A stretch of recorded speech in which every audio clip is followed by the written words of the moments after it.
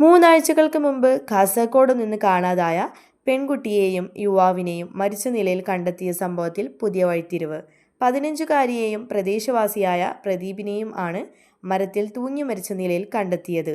ഫെബ്രുവരി 12-നാണ് 10ാം class വിദ്യാർത്ഥിനിയെ കാണാതാകുന്നത്. പെൺകുട്ടിയെ കാണാതായ അന്നു തന്നെ പ്രദീപിനെയും കാണാതാവുന്നില്ല. ഇരുവരും ഒന്നിച്ചുള്ള 50-ലേറെ ചിത്രങ്ങളാണ് കർണാടകയിൽ ഉള്ള ബന്ധുവിന് അയച്ചു കൊടുത്തിരിക്കുന്നത്. പല സ്ഥലത്ത് വെച്ച് പലപ്പോഴായി എടുത്ത ചിത്രങ്ങളാണ് അയച്ചു കൊടുത്തിരിക്കുന്നത്. ഇതോടെയാണ് ഇരുവരും ഒരുമിച്ചുണ്ടാകുമെന്ന സൂചന പോലീസിന് ലഭിക്കുന്നത്. കർണാടക പോലീസിന്റെ സഹായത്തോടെ കർണാടകയിൽ തിരച്ചിൽ നടത്തുകയായിരുന്നു. കർണാടകയിൽ ഇരുവരും എത്തിയിട്ടില്ലെന്ന് ഉറപ്പിച്ചതോടെയാണ് വീടിന് ചുറ്റും അന്വേഷണം വ്യാപിപ്പിച്ചത്. തുടർന്ന് ഇന്നലെയാണ് ഇരുവരെയും തൂങ്ങി മരിച്ച നിലയിൽ കണ്ടെത്തിയത്.